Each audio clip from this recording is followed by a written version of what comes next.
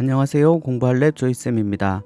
이번 시간에는 지난 시간에 다운로드 받았던 데이터를 활용하여 M+ 기초 명령문을 작성하는 실습을 해보겠습니다.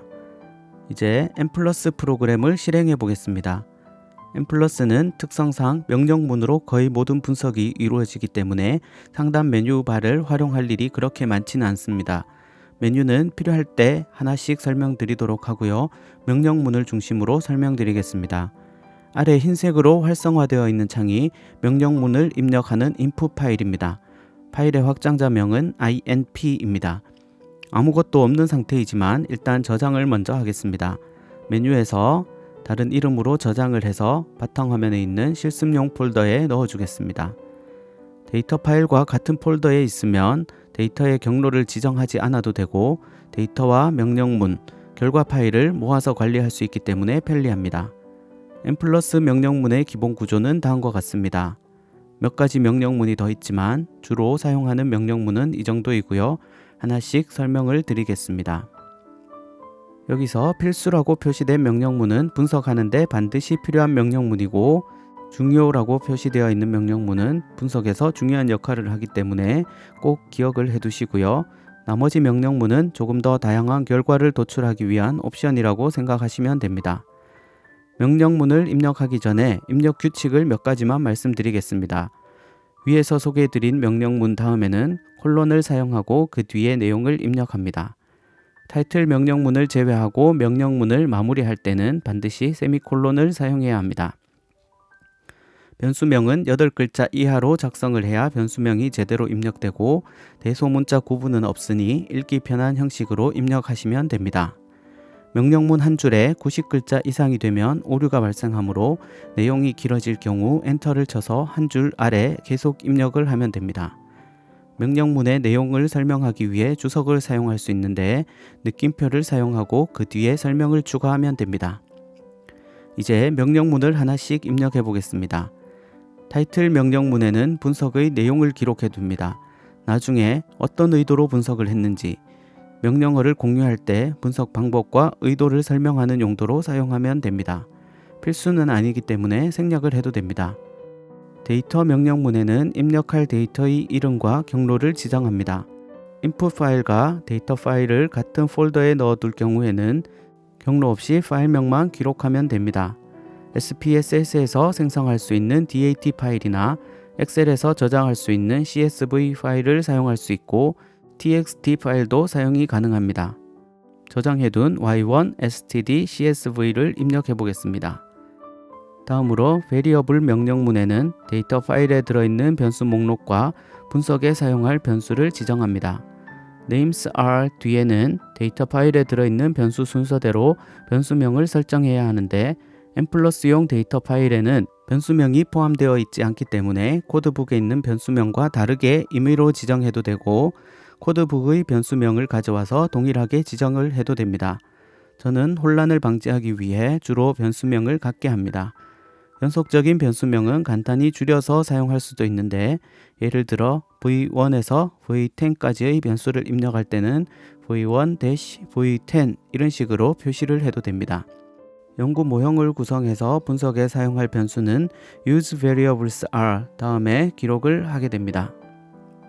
그리고 결측치를 지정하는 missing, 다층 모형에서 1수준, 2수준 변수를 지정하는 within, between, 소속 집단을 지정하는 클러스터, 잠재 프로파일 또는 잠재 계층 분석에서 사용하는 클래스 등도 모두 variable 명령어에서 지정을 하게 됩니다. 기초 통계 분석에서도 변수 세팅이 중요하듯 M+ 분석에서도 변수 세팅은 정말 중요한 부분입니다. 실습을 위해 데이터에 사용된 변수명을 활용하여 variable 명령문을 구성해 보겠습니다. variable names are 다음에 학생 ID, 학교 ID, 성별을 입력합니다. 중간에 콤마가 아니라 띄어쓰기를 해야 한다는 점 기억해 주세요. 자기 개념 30문항을 데이터 파일에 있는 변수명을 활용하여 입력합니다. y1 s3의 1번 문항부터 30번 문항까지를 이렇게 입력을 하면 y1 s3에 포함된 30개의 변수가 입력이 됩니다. 이런 방식으로 y1 l3의 1번 문항부터 시작하는 통제기대, y1 l6의 1번 문항부터 시작하는 자기효능감, Y1, S5의 1번 문항부터 시작하는 수업 이해도, 국어 성취도, 영어 성취도, 수학 성취도를 입력합니다. 수학 성취도 다음에 세미콜론을 입력하여 변수 설정을 마무리합니다. 이 중 이번 실습에서는 세 과목의 수업 이해도를 수업 이해도라는 잠재 변수로, 세 과목의 성취도를 성취도라는 잠재 변수로 만들어 관계를 알아보겠습니다. 분석에 필요한 변수는 use variables are 뒤에 입력을 해줍니다. 수업 이해도 변수 3개를 복사해 와서 붙여넣기를 하고 성취도 3개도 복사해 와서 붙여넣어 줍니다. 이렇게 해서 분석에 사용할 변수를 모두 설정하였습니다. 그런데 변수명이 잘 기억이 나지 않을 경우 중간중간 코드북을 참조해야 하는 불편함이 있기 때문에 주석을 사용하여 변수 설명을 한글로 추가해 보겠습니다. 이런 식으로 입력이 되었네요. 세미콜론이 나와야 한 명령어가 모두 마무리되기 때문에 이렇게 적절히 줄바꿈을 활용하여 정리해두면 가독성이 높은 명령문을 구성할 수 있습니다. 다음으로 define 명령문은 변수 계산을 하거나 새로운 변수를 생성하는 역할을 하는데 문항 묶음을 하거나 상호작용항을 생성하거나 평균 중심화를 할 때 사용합니다.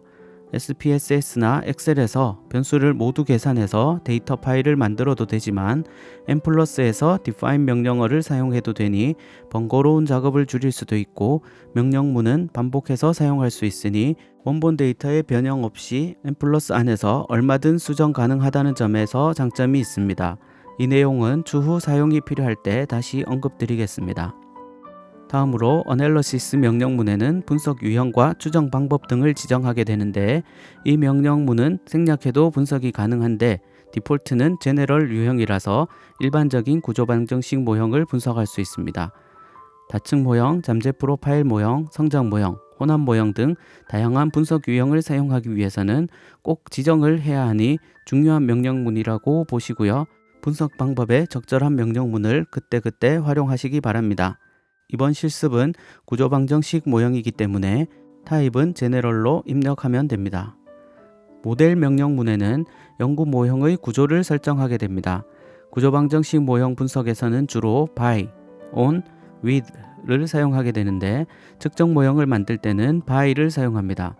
각 과목별 수업 이해도 3개의 문항으로 수업 이해도라는 잠재 변수를 구성해 보겠습니다. 잠재 변수명은 알아보기 쉽게 8자 이하로 지정을 하면 됩니다. 저는 이렇게 입력을 해보았습니다. 국어, 영어, 수학, 수업 이해도 3문항으로 수업 이해도라는 잠재 변수를 구성하였고 국어, 영어, 수학 성취도로 성취도라는 잠재 변수를 구성하였습니다. 다음으로 인과관계를 설정해 보겠습니다. 수업 이해도가 학업 성취도에 영향을 미친다고 가정하여 on을 사용하여 이렇게 작성하였습니다.